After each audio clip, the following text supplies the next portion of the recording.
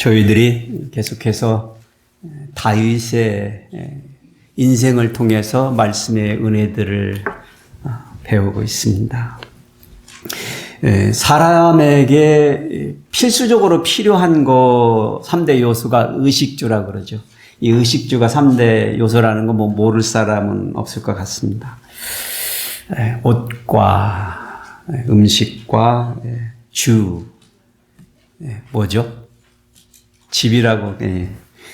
그런데 많은 사람들이 저와 같이 이 세 번째 요소를 이 주가 집주라고 생각을 하는데 사실은 그렇지가 않습니다. 이 세 번째 주는 집주가 아니라 살주예요. 살주. 그래서 이 살주라는 이 집주가 아니고 왼쪽에 있는 그 주가 아니고 뒤에 나오는 살주예요. 살주. 살주의 한자를 보시면은 사람인하고 주인주자가 합성어죠. 사람이 주인이 되어서 있는 것, 곧 사는 것, 사는 고, 그게 주랍니다. 오랫동안 저도 그냥 의식주 그러면 항상 집으로만 생각을 했는데 집보다는 조금 포괄적인 의미를 가지고 있답니다. 이 2022년도에 이 의식주 페스티벌에 이걸 주최했던 사람들이 그래서 이 슬로건을 만드는 거 저를 보시면 잘 입고 잘 먹고 어떻게 하자? 잘 살자. 산다는 거죠. 그런 면에서는 의미를 잘 살려서 이 사람들이 한 것 같아요. 그래서 오늘 저는 이 살주에 대해서 이 키워드로 잡아봤습니다. 그런데 사람이 사는 곳을 주거지라고 한다면, 주거지라고 생각한다면 하나님께서 이 땅에서 주인이 되어서 사는 곳을 주거지라고 부르는 건 마땅하지 않죠. 그래서 성경에서는 그러한 곳을 성전이라고 부르죠. 그래서 오늘 우리는 본문에서 하나님의 집, 성전을 하나님께 지어드리기를 사모했던 다윗의 한 면모를 보면서 함께 은혜를 나누어 보기를 원합니다. 다윗이 하나님을 위해서 하나님의 집을 지어드리기를 소원했습니다. 그 계획을 가지고 있었던 거예요. 그런데 하나님은 다른 계획을 가지고 계셨어요. 그래서 다윗이 하나님으로부터의 그 거절을 받았을 때 과연 그가 어떻게 그것을 이해했고 받아들였는가를 바라보면서 결론부터 말씀을 드리면 다윗은 하나님의 뜻을 받아들이고 하나님께 순종하며 하나님의 계획대로 움직이는 그런 삶을 살았습니다. 그것이 사실은 우리가 오늘 본문에서 배울 점이에요. 비록 내가 원하는 계획에 거절당해서도 하나님의 뜻이 드러나면 그것이 옳다라고 생각할 수 있는 다윗 같은 사람이 되자라는 것이 오늘 설교의 키포인트가 되겠습니다. 저희들이 오늘 말씀을 교독을 하실 텐데 사무엘 하 7장이에요. 여러 장을 건너뛰었습니다. 지금 저희들이. 그래서 오늘 17절에서 29절을 교독을 하실 텐데 나는 전에 기대치 않았던 거절을 당해본 적이 있다. 그랬을 때 우리의 마음은 어떨까요? 상심한 마음, 아픈 마음 이런 경험들이 있으실 거예요. 그런 경험이 있으셨던 정말 믿었던 사람한테 아니면 어떤 정확하게 내가 기대했던 일들에 대해서 거절당해 본 적이 있는 분이 먼저 읽으시고 나머지 분들이 그 뒤를 읽으시면 되겠습니다. 시작. 나단이 이 모든 말씀들과 이 모든 계시대로 다윗에게 말하니라. 다윗 왕이 여호와 앞에 들어가 앉아서 이르되 주 여호와여 나는 누구이오며 내 집은 무엇이기에 나를 여기까지 이르게 하셨나이까. 주 여호와여 주께서 이것을 오히려 적게 여기시고 또 종의 집에 있을 먼 장래의 일까지도 말씀하셨나이다. 주 여호와여 이것이 사람의 법이니이다. 주 여호와는 주의 종을 아시오니 다윗이 다시 주께 무슨 말씀을 하오리오까. 주의 말씀으로 말미암아 주의 뜻대로 이 모든 큰 일을 행하사 주의 종에게 알게 하셨나이다. 그런즉 주 여호와여 주는 위대하시니 이는 우리 귀로 들은 대로는 주와 같은 이가 없고 주 위에는 신이 없음이니이다. 땅에 어느 한 나라가 주의 백성 이스라엘과 같으리이까? 하나님이 가서 구속하사 자기 백성으로 삼아 주의 명성을 내시며 그들을 위하여 큰 일을, 주의 땅을 위하여 두려운 일을 애굽과 많은 나라들과 그의 신들에게서 구속하신 백성 앞에서 행하셨사오며, 주께서 주의 백성 이스라엘을 세우사 영원히 주의 백성으로 삼으셨사오니 여호와여 주께서 그들의 하나님이 되셨나이다. 여호와 하나님이여 이제 주의 종과 주의 종의 집에 대하여 말씀하신 것을 영원히 세우시며 말씀하신 대로 행하사 사람이 영원히 주의 이름을 크게 높여 이르기를 만군의 여호와는 이스라엘의 하나님이라 하게 하옵시며 주의 종 다윗의 집이 주 앞에 견고하게 하옵소서. 만군의 여호와 이스라엘의 하나님이여 주의 종의 귀를 여시고 이르시기를 내가 너를 위하여 집을 세우리라 하셨으므로 주의 종이 이 기도로 주께 간구할 마음이 생겼나이다. 주 여호와여 오직 주는 하나님이시며 주의 말씀들이 참되시니이다. 주께서 이 좋은 것을 주의 종에게 말씀하셨사오니 다 같이 읽으시겠습니다. 이제 정하건대 종의 집에 복을 주사 주 앞에 영원히 있게 하옵소서. 주 여호와께서 말씀하셨사오니 주의 종의 집이 영원히 복을 받게 하옵소서 하니라. 아멘. 사울 왕의 40년간의 통치가 블레셋과의 전쟁에서 사울과 그의 아들들, 요나단도 같이요. 그렇게 죽음으로써 다윗의 긴 10여 년의 망명 생활이 청산이 되었죠. 그리고 나서 다윗은 유다 지파, 자기를 따르던 유다 지파의 기름 부음을 받고 유다의 왕이 되어서 헤블론에서 7년 반 동안의 통치를 합니다. 그 같은 시간에 사울 왕의 아들 이스보셋은 아브넬의 군대 장관의 추대를 받아서 마하나임으로 자리를 옮겨서 요단강의 동쪽에 있는 마하나임으로, 압복강 기억하실 거예요. 그 지역입니다. 거기에 수도를 정하고 이스라엘의 11지파들의 추대를 받아서 이스라엘의 왕으로 역시 7년 반을 그렇게 통치를 하게 됩니다. 그런데 이스보셋이 이스라엘의 왕이 아브넬과 그 군대 장군들의 반역에 이제 휘말려서 결국에는 두 장군에 의해서 죽임을 당하고 7년 반에 이스라엘의 사울 가문의 통치가 그렇게 끝이 나버립니다. 그래서 갑자기 왕을 잃어버린 이스라엘의 11지파들의 장로들이 갈 바를 모르고 결국에는 다윗, 유다 왕을 찾아와서 11지파를 통치해 달라고 요구하게 된 것입니다.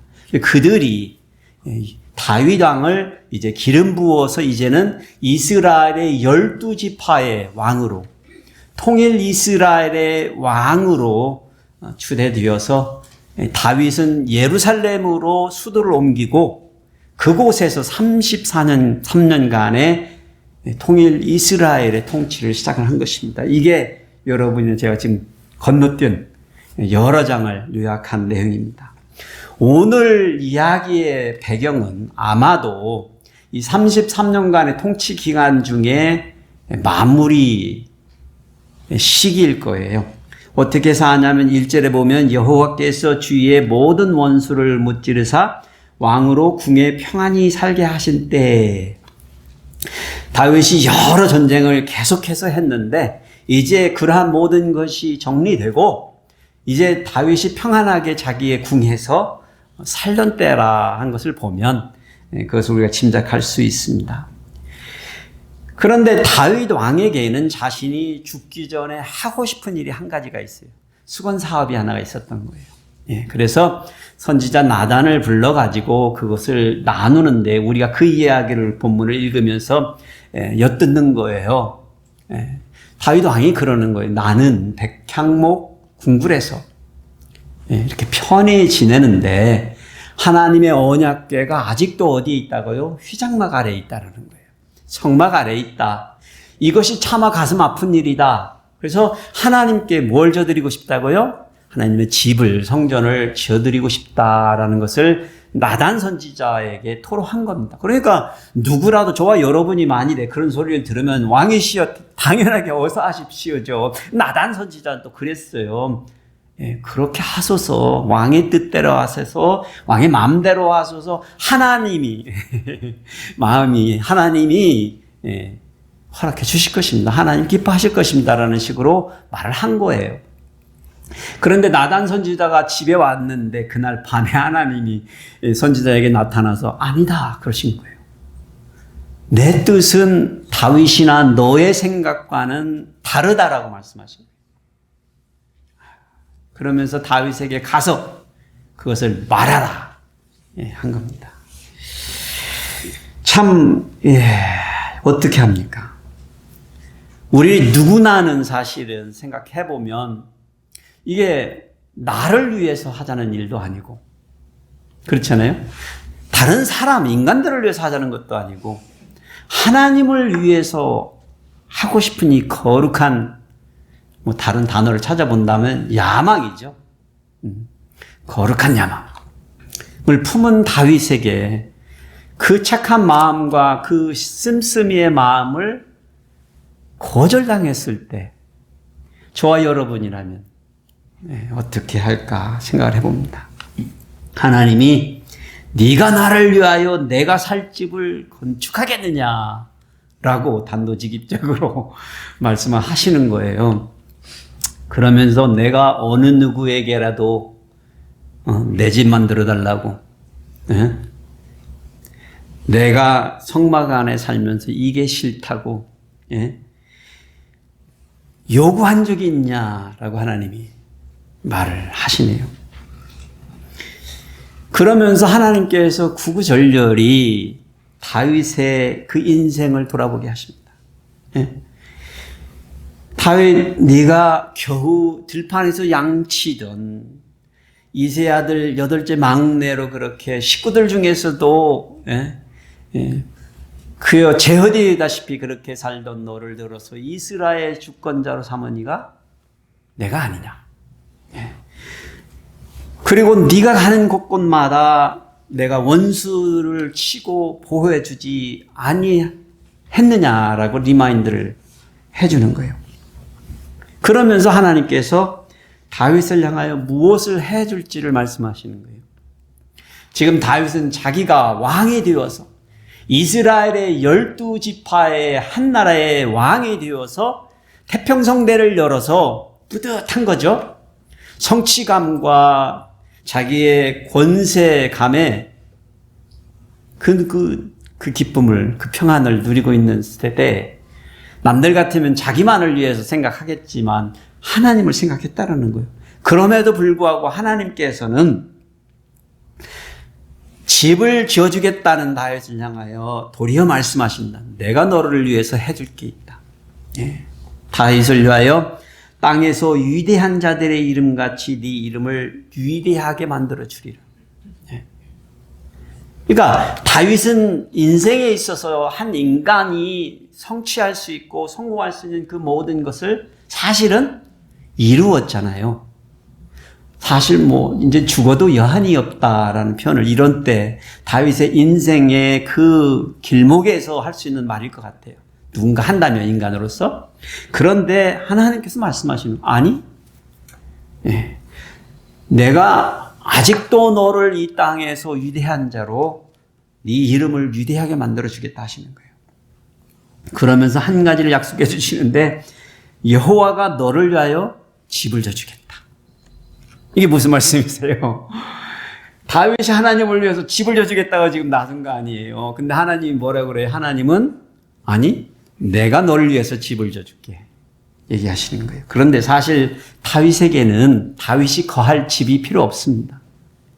이미 두루의 히람 왕의 도움을 받아서 레바논의 백향목과 석돌들, 석수들과 목수들을 도움을 받아가지고 궁궐을 의리의리하게 이미 짓고 잘 살고 있어요. 그런데 하나님께서 너에게 집을 져주리라 말씀하신 거예요. 그럼 여기 무슨 약속일까요?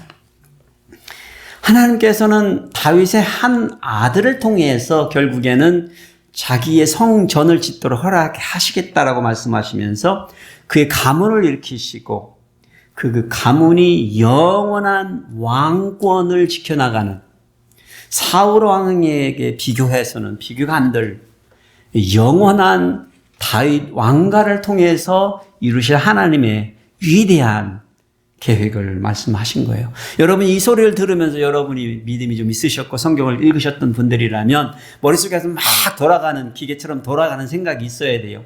떠오르는 단어 한 단어가 있어야 돼요. 떠오르는 분이 있어야 돼요. 다윗의 가문을 통해서 나타날 한 분을 여러분이 기억을 하셔야 됩니다. 다윗 왕의 거룩한 야망에 대한 이 실질적으로 하나님께서는 매몰차게 집을 져주겠다는 다윗을 어떻게 하셨죠? 거절하신 거예요, 실은. 그렇죠? 사실 우리는요, 나를 위해서도 아니고 하나님을 위해서 그리 하겠다는데 그것을 막으시는 하나님의 그 뜻을 참 이해하기가 어렵습니다. 생각을 해보면. 하겠다는 사람에게 하게 하지. 그런 생각이 들어요, 저 같으면.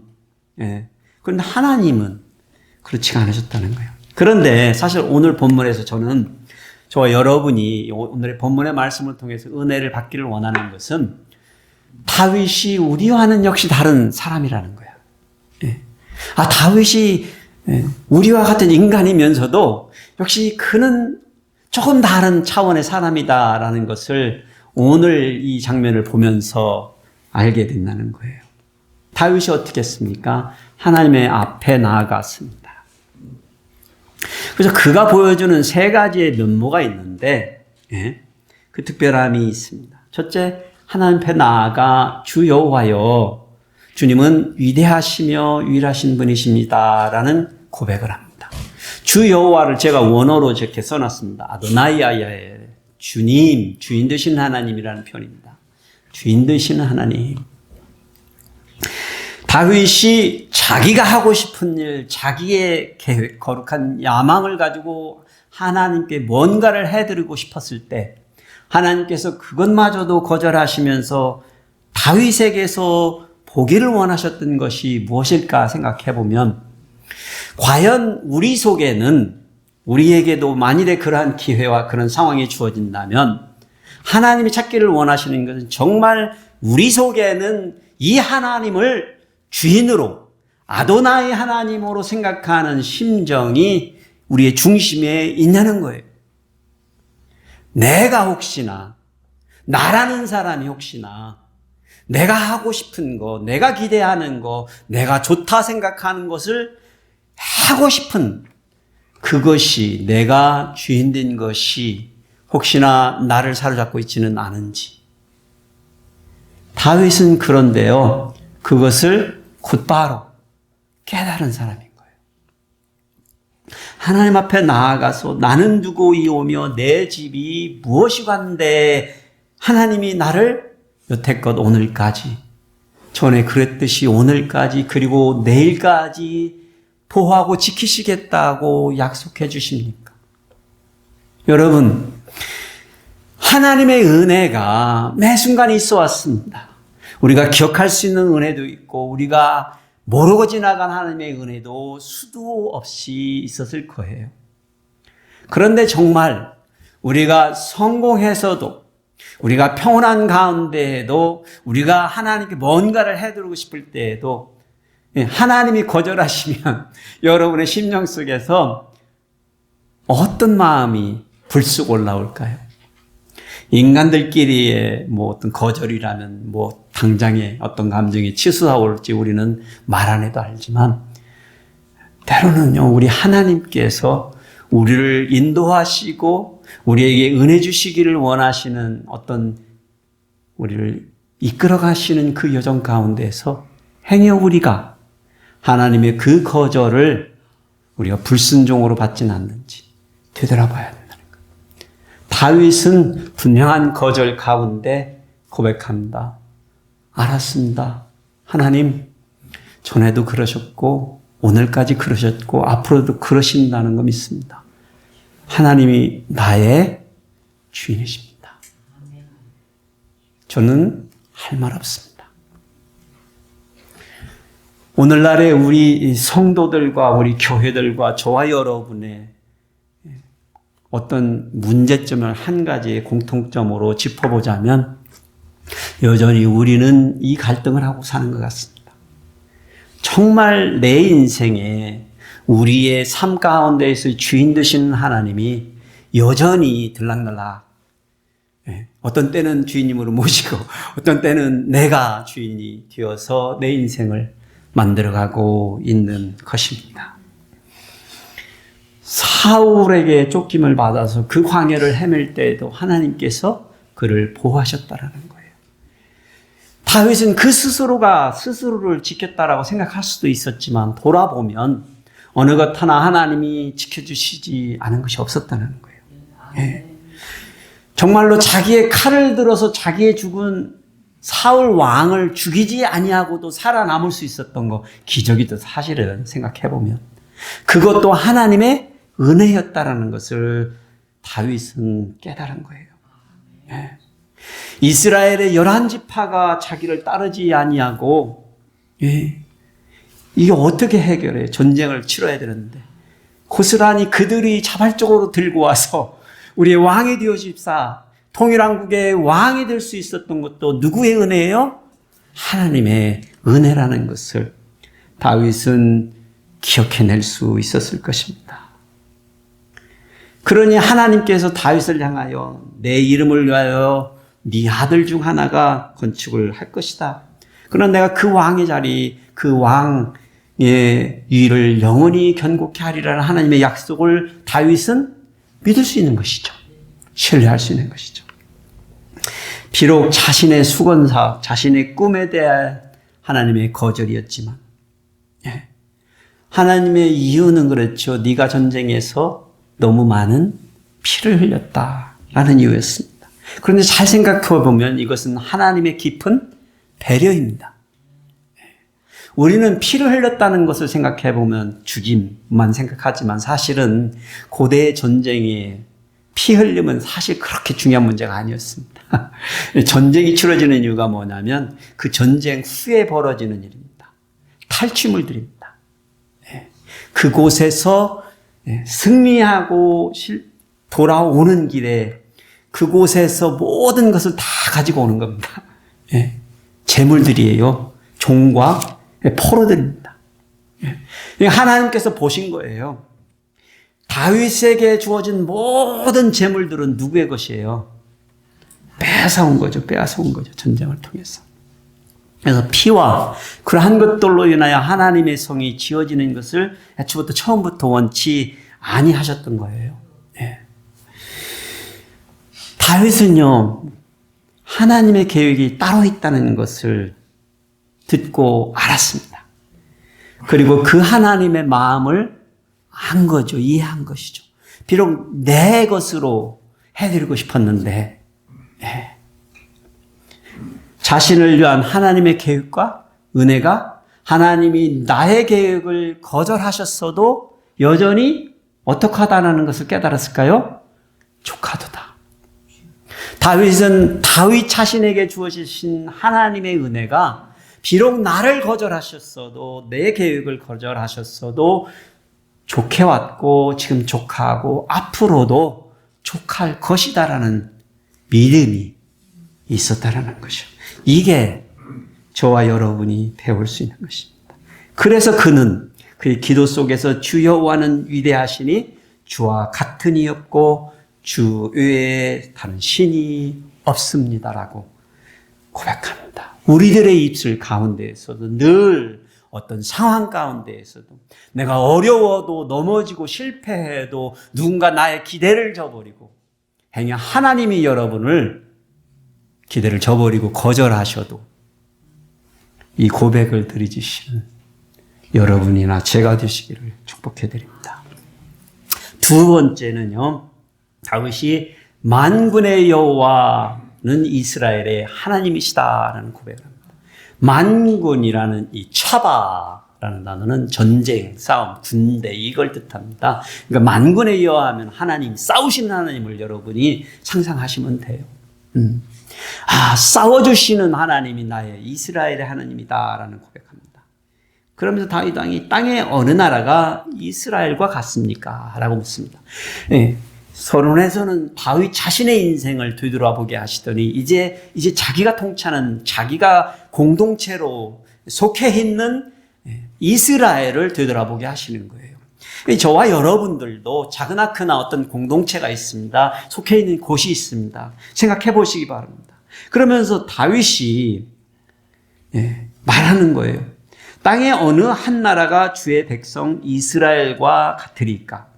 하나님이 가서 구속하사 자기 백성으로 삼으시더니 주의 명성을 내시고 그들을 위하여서 정말로 많은 일들을 행하셨습니다. 행한 것을 다윗이 기억한 거예요. 400년간 애굽 땅에서 종살이 하던 사람들 아닙니까? 뭐라고 할까요? 이 사람들은 이 배경이 없는 사람들이 돼버린 거죠. 우리는 이 성경의 기록들을 통해서 야곱의 12 아들들이 애굽의 땅에서 요셉이라는 사람을 통해서 그런 줄거리들을 알지만 400년이 지난 후대의 사람들은 요셉을 알지 못하더라 해서 종이 돼버린 거잖아요. 그러니까 그 시대의 사람들은 쟤들은 누구야? 저것들은 누구야? 근본 없는 놈들 이렇게 되는 거죠. 베가본드가 사실 히브리라는 표현 자체가 원어적으로는 떠돌이들이라는 그런 원어적 의미가 있어요. 떠돌던 사람들. 그런데 그들을 찾아가셔서 그들을 자기의 백성을 삼으시고 구속하시더니 그들을 광야를 통해서 지키시고 인도하시고 약속의 땅에 데리고 들어가서 그들을 심으시고 오늘날의 이 나라를 허락하셨다는 것을 다윗이 기억한 거예요. 여러분의 인생들을 돌아보시면 여러분이 오늘날 이루고 있는 가문, 가정, 여러분이 속해 있는 교회 소소하지만 또 여러분이 속해 있는 또 다른 공동체 소소하지만 하나님의 인도하심이 은혜가 있으실까요? 분명히 있습니다. 오늘날 우리가 이 땅에 이민 와서 사는 것만으로도 기적 같은 일들이라고 우리는 고백할 수 있습니다. 수백만의 사람들이 이 나라에 와서 살고 싶어 하잖아요. 지금은 덜하지만 우리 한국 사람들 입장에서 보면 아직도 우리 한국 사람들 안 오겠다면 오고 싶은 사람 많아요. 걱정 안 하셔도 되는 거죠. 그러니까 여전히 이 나라는 세계 제강국의 나라고 세상이 힘들어지면 여기는 여전히 덜 힘든 나라입니다. 그런 곳에 살게 된 이유들을 우리 각자들이 우리 인생을 되돌아보면 구구절절한 소설을 쓰고도 남을 만한 이야기들이 다 누구나 다 있으심을 여러분들이 얘기하시잖아요. 그런데 거기에 하나님의 은혜가 있었다라는 거예요. 이스라엘의 그런 애굽에서의 탈출만의 문제가 아니고 다윗은 돌아보니까 그렇게 이스라엘의 백성들이요 자기네 소견대로 사사시대의 그 긴 400년을 그렇게 살아가는 것을 보면서 그들이 왕을 달라고 하니까 하나님 원치 않으시는데 덥석 왕을 주시더니 자기 죽은 사울 왕을 주셨잖아요. 그러더니 미쳐 돌아가지고 그렇게 자기를 죽이고자 그렇게 쫓아다니더니 전쟁터에서 그렇게 불안하게 죽어버리고 이제 자신을 왕으로 세우신 하나님의 섭리를 보기 시작하는 거예요. 여호와여 주께서 이스라엘의 하나님이 되셨나이다. 누가 이스라엘의 왕이어야 됐던 거예요? 처음부터요? 하나님이요. 그런데 사람들이 사람으로 왕을 세워서 그들의 왕을 세우기로 원했잖아요. 그런데 다윗도 생각해 보면 자기가 이제 왕이 되었는데 자기가 생각하니까 자기가 왕인 것처럼 생각했던 거죠. 하나님, 내가 하나님의 전을 지어 드리겠습니다. 아주 간단한 거룩한 야망이지만 그 근본의 뿌리에 행여내가 하나님이 내 왕 되심을 잊지는 않았는지를 다윗은 짚어볼 수 있었던 것입니다. 그러면서 전심으로 그가 바라는 것은 무엇인지 25절에 이렇게 기도합니다. 여호와 하나님이여, 이제 주의 종과 종의 집에 대하여 말씀하신 것을 영원히 세우시며 말씀하신 대로 행하여 주시옵소서. 이 말은 무슨 말이에요? 하나님, 내가 원하는 그 모든 복들을 내려주십시오라고 말하는 게 아니죠. 다윗은 말하는 거예요. 비록 내가 원하는 거 그리 아니하실지라도 하나님이 원하시고 계획하시는 대로 내게 행하소서. 내가 원하는 게 아니래도요, 내가 바라는 게 아니더라도요, 내가 기대하는 게 아니더라도요, 그럼 뭐하러 믿어? 그러실 분도 계시겠네요, 여기. 그러니까 그 다윗의 그 심정을 저나 여러분이 깨달으면 이해하실 거예요. 네. 하나님에게는 더 큰 위대한 일이 계획되어져 있었던 거예요. 하나님의 크고 위대한 계획은요, 이새의 뿌리에서 나올 한순을 통하여 이 세상에 나타날 영원한 하나님의 집, 하나님의 나라에 대한 원대한 꿈이 있으셨어요, 하나님은. 그래서 다윗은 이렇게 기도하는 거죠. 사람이 인간이 인류가 영원히 주의 이름을 크게 높여 이르기를 만군의 여호와여 이스라엘의 하나님이라 하게 하소서. 사람이, 모든 인류가, 열방이, 민족이, 모든 언어가, 모든 종족이 누구의 이름을요? 하나님의 이름을. 어떤 선교학자가 선교가 무엇이냐, 전도가 무엇이냐를 정의를 내릴 때, 하나님의 이름을 부르지 않는 곳에 가서 하나님의 이름을 부르는 사람들이 생겨나는 이 일을 가능케 하는 일이에요. 하나님의 이름을 부르지 않는 곳에 가서 하나님의 이름을 부르게 하는 것. 그게 교회가 세워지고 예배가 세워지는 일이다라고 디파인했습니다. 이 다윗의 기도가 바로 이 기도입니다. 모든 사람들이 영원히 주의 이름을 크게 높여, 여러분 창세기에 쭉 보시면 아담과 이브의 후손들을 보다 보면 하나님의 이름을 부르는 것을 잊어버린 세대들이 나와요. 보면은 에노스의 시대에 비로소 하나님의 이름을 불렀더라라는 아주 간략한 그런 증언이 나오는데요. 여러분, 우리의 세대가요, 우리의 차세대가요, 우리의 자녀들이요, 하나님의 이름을 부르는 것을 잊어버려가고 있다면 이것은 하나님의 뜻에서 섭리에서 멀어진 결과라는 것이에요. 우리 하나님의 꿈은요, 사람이, 세상 모든 민족이 영원히 주의 이름을 높이는 것입니다. 이스라엘을 자기 백성 삼은 이유는 그들이 특출나서가 아닙니다. 그들은 그냥 샘플이었던 거예요. 본인들은 착각했죠. 우리는 선민이다, 우리만 하나님의 백성이다 의시됐지만 하나님이 뭐라고 그래요? 이것들은 그냥 샘플이에요, 샘플. 개망난 이들인데 봐라, 어떻게 이들을 들어서 하나님의 백성으로 만들어주는지를 보라는 것이죠. 그걸 보고 배우라는 것이죠. 이 백성들이, 때로는 우리가 그런 샘플들이에요. 때로는 그래요. 저도 말할 수 있어요. 나 같은 사람이 여러분 앞에 서서 하나님의 말씀을 대언할 수 있으면 어느 누구도 이 자리에 여러분 앉아 계신 분들 중에 하나님이 지금 당장 여러분을 부르셔서 말씀을 전하라고 하시면 불순종해서는 안 되는, 모두 다 해야 됩니다. 내가 나이가 많아서요, 내가 말주변이 없어서요, 내가 학력이 없어. 아니요. 여러분이 저보다 다 잘났고 여러분이 저보다 더 많은 인생의 경험이 있고 능력이 있으십니다. 그 문제는요, 그냥 순종과 불순종인 거예요. 다윗은요, 다윗은 하나님의 섭리는 늘 옳고, 저 따라 해보세요. 하나님의 섭리는 늘 옳고, 내 계획은 때론 아닐 수도 있다. 그래서 여러분, 우리는 우리를 통한 하나님의 섭리가 정말 무엇인지를 모른다면 이 대명제, 하나님이 원래부터 다윗을 통하여 이루기를 원하시는 이것이 모든 사람에게 주어지는, 모든 성도들에게 주어지는 공통적인 부르심의 소명이라는 거예요.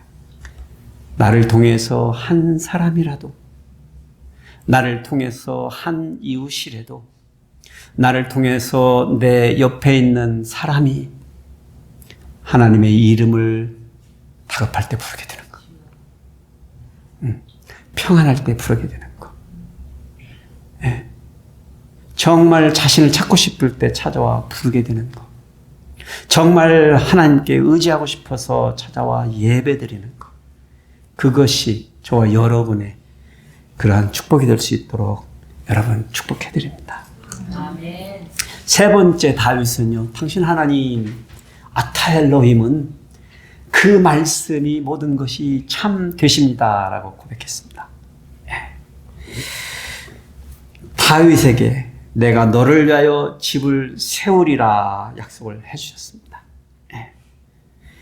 참 그렇죠. 자신이 백향목으로 레바논에서 끌어다가 그 백향목으로, 레바논이 지금의 레바논하고 같은 곳이에요. 두로와 시돈과 그 지역이 여전히 레바논에, 제가 레바논에 그 옛날에 같은 회사 다니던 친구가 레바논 친구에서 물어서, 야, 아직도 거기에는 백향목과 그렇게 있대요. 그렇게 있고 그 지역이 그렇습니다. 그래서 거기서 벌목을 해가지고 지중해에다 벌목을 띄워가지고 이렇게 해서 이스라엘 해변가로 해서 끌어온 거예요. 그렇게 해가지고 궁전을 다윗이 져서 살고 있었던 거 아니에요. 그러니까 크게 죄송스러워서 누가라도 그랬을 거 아니에요, 사실. 죄송스러워서 그냥 지어드리리라 마음을 먹었을 뿐인데 하나님께서 도리어 다윗에게 이 말씀하신 거 아니에요. 내가 너를 위해서 집을 지어줄게. 그래 다윗이 주 여호와여 오직 주는 하나님이시니 주의 말씀들이 참 되시나이다. 그러니 주님이 말씀하신 대로 행하여 주시옵소서. 이 말씀인 거예요. 하나님은 거짓이 없으시니까, 말씀을 변개함이 없으시니까 말씀대로 행하시옵소서라고 하시는 겁니다. 하나님이 하신 말씀이 땅에 떨어질 리가 없잖아요. 사람이 하는 말은 늘상 그냥 어떤 오해 가운데, 늘상 어떤 상황의 변화 가운데 그냥 안 지켜주고 하다 보면 그냥 그게 거짓말이 되어버리잖아요. 원치 않아든 원하든 간에 그렇게 되는 상황이 너무 많아지잖아요. 근데 하나님의 약속은 그렇지 않다는 거예요. 다윗이 종의 집에 복을 주사 주 앞에서 영원히 있게 하옵소서, 주의 종의 집이 영원히 복을 받게 하옵소서라고 말하는 거예요. 근데 여기에서 다윗이 쓰는 복이라는 단어, 그러니까 여러분과 제가 보편적으로 알고 있는 어떤 물질의 복일까요? 우리 집에 복을 주시옵소서라고 할 때 다윗에게 지금 상황에서 필요한 물질이 있을까요, 없을까요? 큰 집이 필요할까요, 말까요? 그럼 뭔 복을 달라는 거예요? 뭔 복을? 아주 간단해요, 사실은.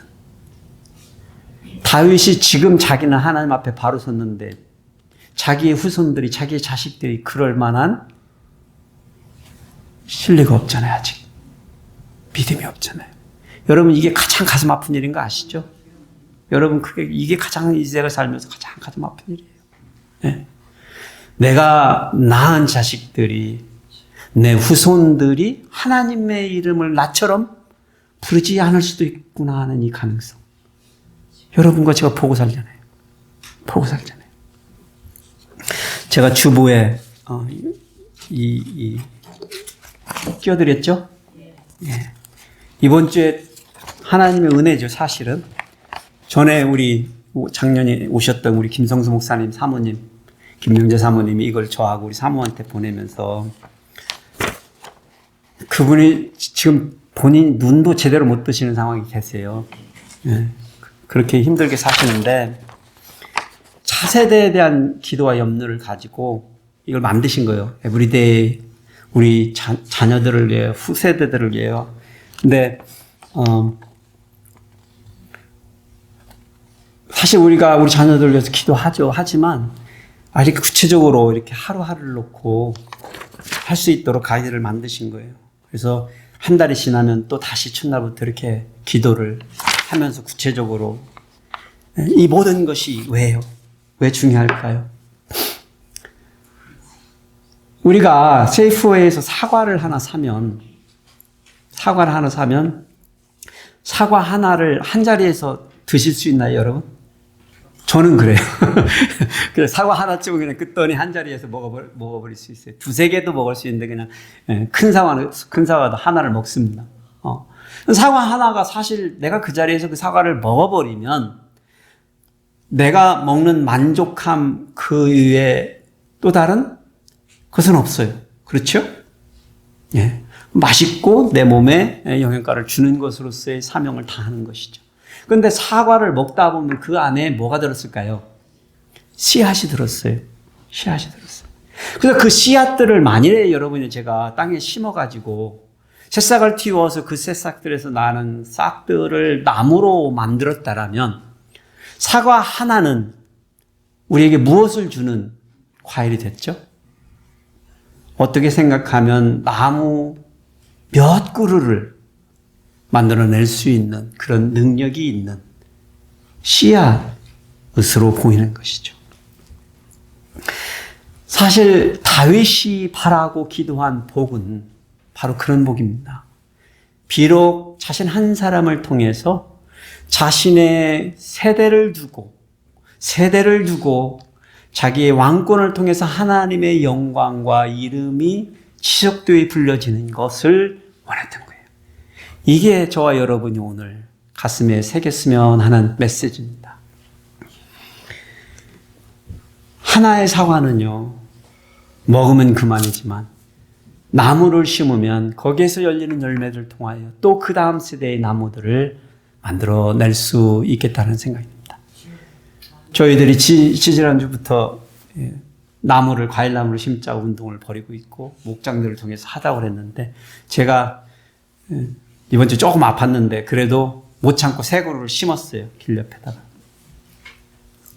재밌는 거 하나를 발견했어요. 세 번째 나무를 심는데 땅을 파보니까 이렇게 둥그랗게 원형 화단을 만들어 놨더라고요. 빨간 벽돌로.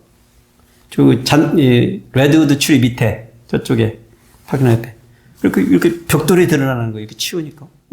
그러니까 너무 알맞게 심도록 딱 해놓은 거예요. 그래서 가운데를 파보니까 이만한 나무가, 썩은 나무가 있는 거예요. 전에 거기에 무슨 나무가 있었겠죠. 제가 듣기에는 거기에 뭔 나무가 있었다고 그랬는데, 과일나무? 사과나무인 것 같아요, 제 보기에는. 그게 이제 썩었거나 열매를 안 맞으니까 잘랐죠. 오래됐는데. 그래서 제가 인연을 다해서 그걸 뽑아냈어요. 썩었으니까 올라왔죠. 그래서 그 옆에다 이만하게 뽑아서 놨어요. 그리고 그 자리에다 제가 체리나무를 심었습니다. 누군가가 이 교회를 만들 때 그 사과나무를 심고 먹었고 그 기억과 추억이 있고, 제가 이 나무들을 심어놓고 내가 이걸 따먹을 때까지 이 교회에 있을까 하는 생각을 해보네요. 그런데 그게 중요할까요? 제가 와가지고 감을 따먹고 모가를 따먹고 자두도 따먹었는데 자두나무는 가셨습니다. 돌아가셨어. 다 죽어서 잘라버렸어요. 우리 인생 또한 그런 것이 아닐까 하는 생각을 해보는 거예요. 또 우리에게 소중한 것은 내가 따먹는 게 지금 당장 먹는 게 중요한 것이 아니라 내가 가고 나서도 없을 때 누군가가 따먹을 수 있는 것. 내가 가고 없을 때 내 자손들과 내 후손들이 하나님의 이름을 지속적으로 불러주는 것. 이것이 중요한 일이 되어야 하겠다는 것이죠.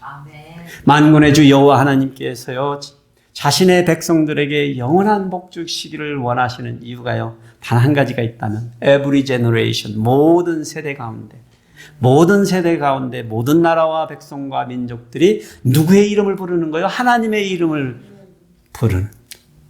그가 거하시는 곳에 나오는 것입니다. 구약 시대에는요, 하나님께서는 자신이 세우신 이스라엘 백성들 가운데 성막 안에서 임시 거처를 삼으셨죠. 네. 그래서 성전을 지어드리고 싶다고 다윗이 마음을 품었죠. 그런데요, 다윗이나 그런 마음을 품은 다윗이나 또 그 성전을 지은 솔로몬이나 그들이 알고 있었던 한 가지 사실이 있어요. 역대하 6장 18절에 보니까 이렇게 말하는 사실이 하나 있어요. 하나님이 참으로 사람과 함께 땅에 거하시리까 보소서 하늘과 하늘들의 하늘이라도 주를 용납하지 못하겠거든 하물며 내가 건축한 이 성전이오리까. 이게 무슨 말씀이에요? 솔로몬이 성전을 지어놓고 성전에 지금 헌당 예배를 드리는 거예요. 그러면서 하는 기도가 이거예요. 하나님이 여기에 계시겠다고요?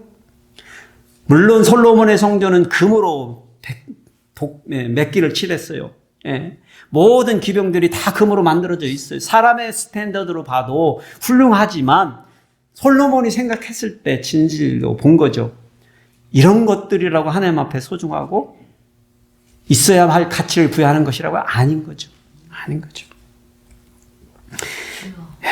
그래서 이 땅에서의 성막과 성전은 유한하다는 거예요.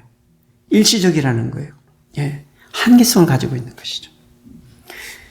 그런데요, 우리 예수님께서는 이 시대에 우리 믿는 신약의 성도들에게는요, 구약의 성도들이 알지 못하다는 엄청난 비밀을 가르쳐 주셨습니다. 요한계시록 21장 22절입니다. 그 성 안에 내가 성전을 보지 못하였으니 이는 주 하나님 곧 전능하시니와 및 어린 양이 그 성전이심이라. 마지막 때에 드러날 하나님의 나라 그 성 안에 성전이 없다는 거예요. 근데 자세히 보니까, 요한이 자세히 보니까 누가 성전이에요? 하나님과 예수님 아버지가 그 성전 자체가 되어 계시다는 거예요. 이 엄청난 비밀 아니에요. 그러니 마지막 날에 하나님의 백성들이 들어갈 하나님의 성전은 성 안에 있는 게 아니라 어디에 있어요? 우리가 모시는 하나님은. 그런데 참 흥미로운 거는 우리 예수님께서 이걸 이미 알고 계셨어요. 성전은 우리가 알고 있는 이 성전, 이 하나님의 임재를 상징하는 뭐 어떤 천막이나 성막이나 이런 교회 예배당이 아니라 하나님의 본체시라는 것인데, 그러면서 주님이 이 말씀을 하셨잖아요. 마태복음 12장 6절에 내가 너희에게 이르노니 성전보다 더 큰 이가 여기 있느니라. 이해가 됐어요 이제? 예수님이 유대인들에게 또박또박 성전으로 오신 거예요. 하나님이 오신 거잖아요. 하나님의 나라가 되어서 오신 거잖아요. 그들이 알아보지 못한 거예요. 주님이 선포하시는 거예요. 그 주님을 우리의 가운데 모시면 하나님의 나라가 어디에 있다고요? 성전이 어디 있다고요? 여기로. 이걸 유식하는 성령이 여기 계시니 내가 성전이라는 표현을 그래서 쓰는데, 사실은 내가 믿는 자들의 모임 가운데 성전이 세워지는 것입니다. 그러니 하나님의 성전을 짓는 것보다 더 크고 중요한 일은 성전보다 더 크신 이의 말씀에 순종하는 거예요. 복종하는 거예요. 이래서 늘 순종 복종 얘기를 하는 거예요. 이래서. 우리가요, 누구를 존경하고 누구를 리스펙트하고 누구를 사랑한다면 꼭 해야 되는 일이 있어. 그것을 해야 되는 이유를 알아서가 아니라 그 관계 속에서 그것이 중요하다면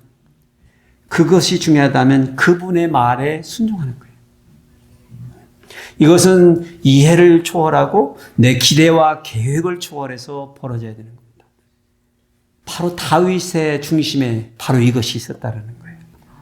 이게 우리를 당혹해 하는 거예요, 사실은요. 우리는 늘 이 세상을 살면서 네가 원하는 게 무엇인지를 제대로 알아야 된다. 네가 누군지를 알아야 된다. 교육을 받고 살았습니다. 그래서 우리는 그 일을 너무 잘해요. 너무 잘해요. 그렇지 않게 사는 사람들을 바보처럼 취급해요, 이 세상에서는. 근데 하나님은 뭐 할지 몰라도 괜찮아. 내가 하라는 대로만 해. 따라와. 그럼 사실 인생이라는 게 눈에다가 안대를 채워놓고 아무것도 안 보이는데 내 손 잡아도 따라만 와. 그러면 어떻게 하실래요? 어떻게 하실래요, 여러분? 길거리에 가다 보면 보호견을 잡고 지팡이 하나 들고 따라가는 눈이 안 보이시는 분들 계시죠? 그런데 마음속에 얘가, 이 강아지가 나를 어디로 데려갈까? 이런 걱정하면 따라갈 수 있을까요? 없을까요? 없는 거죠. 근데 잘 생각해 보면 우리는 다 잘못하면 소경된 자 같은 인생들이라고, 제 말이 아니고 성경의 말씀이에요. 근데 우리는 우리가 볼 수 있다라고 우기는 것이죠. 여러분, 우리는 늘 하나님의 성전을 우리 마음속에 짓고 그곳에서 늘 순종의 제사를 드리시는, 이 표현인 거 이제 이해가 되시나요? 마음속에 성전을 짓고 늘 순종의 제사를, 예배를 거기에서 드리시는 저와 여러분이 먼저 되시기를 축복해 드립니다. 기도하시겠습니다.